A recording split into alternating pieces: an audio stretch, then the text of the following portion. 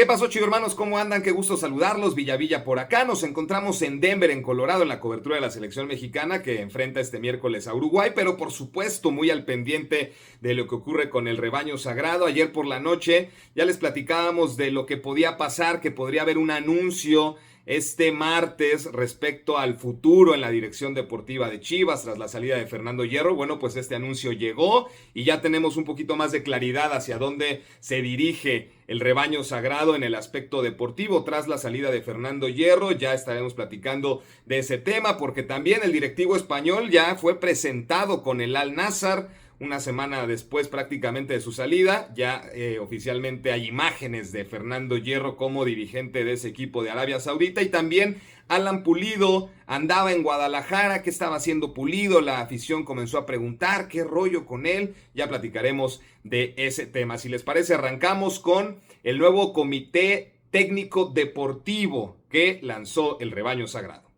Bueno, pues ya tenemos más claridad, ¿no?, de lo que va a pasar con las Chivas y la dirigencia, quiénes son los encargados a partir de este momento, a partir de este martes, de tomar las decisiones deportivas del plantel de Chivas de cara a esta apertura 2024. Ustedes recordarán que cuando Fernando Hierro llegó a la dirigencia de Chivas, pues trajo personas de su confianza, directivos que conocía y que entendía podían ayudarle a llevar a cabo este proyecto deportivo con el Guadalajara. Juan Carlos Martínez Castrejo, que es el dirigente que tenemos del lado derecho de su pantalla, ahí está en esa imagen. También está Fran Pérez Lázaro, que está del lado izquierdo de su pantalla. Ellos dos llegaron bajo la gestión de Fernando Hierro. Juan Carlos Martínez, un personaje que es prácticamente, o era prácticamente en Chivas, la mano derecha de Fernando Hierro. Llevaba a cabo algunas negociaciones, estaba muy al pendiente de lo que ocurría evidentemente en el plantel. Y Fran Pérez, un personaje más joven, ¿no?, que estaba enfocado en las fuerzas básicas, sobre todo el tapatío, la sub-23, la sub-18, este departamento que le conocen como de fútbol profesional, que son los jugadores que están más próximos a poder tener participación en la primera división como tal. Entonces, estos dos directivos formaban parte del equipo de Fernando Hierro. Y bueno, pues el comité del rebaño sagrado, la presidencia de Chivas encabezada por Amaury Vergara, determinó que lo mejor tras la salida de Fernando Hierro era que se le diera continuidad a lo que ya había empezado Fernando Hierro, al año y medio de trabajo que, de acuerdo con la perspectiva de la dirigencia del club, había, digamos, hecho buen trabajo y que se reflejaba en la cancha, ¿no?, con estas 3 liguillas calificado de forma consecutiva, protagonista el equipo, que siempre estuvo ahí, ¿no?, en la búsqueda del campeonato, que se quedó muy cerca, que llegó a una final. Y bueno, pues desde la dirigencia de Chivas entienden que ese camino es el que quieren seguir, aunque ya no esté Fernando Hierro.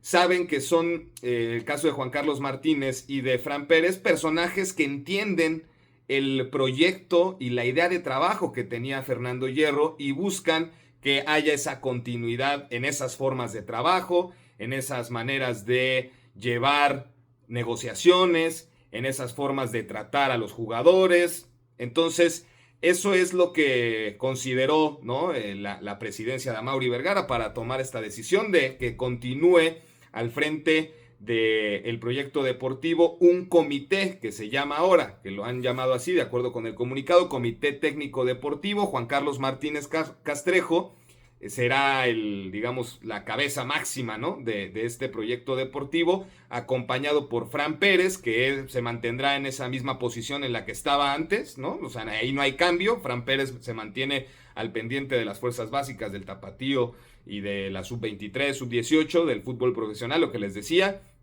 Y Sergio Pérez Alonso, que es un personaje que yo particularmente no tengo el gusto de conocer personalmente, pero que es reclutador de talento. Entonces, ese es el comité técnico deportivo que ha presentado Chivas para, a partir de este torneo, de la apertura 2024, que lleve a cabo todo el trabajo ya. Y lo que les mencionábamos también es que a raíz de la salida de Fernando Hierro, pues se habían pausado muchas situaciones que él había comenzado, por ejemplo, la renovación del Tiva Sepúlveda, lo del interés también que se ha presentado por Sebastián Córdoba, todo eso se pausó, digamos, lo del armado del plantel, tenían que determinar qué es lo que iban a hacer, si le iban a dar continuidad al asunto de mantener la estructura que había traído Fernando Hierro o cambiar de rumbo y buscar un nuevo director deportivo que trajera o tuviera otras ideas y en fin, finalmente se determina esto y entonces ahora sí ya se le puede dar seguimiento a todas esas negociaciones que se mantenían hasta antes de la salida de Fernando Hierro. Particularmente me parece una decisión acertada, realmente después de año y medio de trabajo, pues no puedes echar toda la basura cuando además me parece que ha funcionado, ¿saben? O sea, si bien hace falta el título de liga, que es lo que todos los aficionados del Guadalajara queremos, bueno, pues Chivas ha estado ahí siendo contendiente, estando en las liguillas y peleando, ¿no? Por estar en instancias definitivas,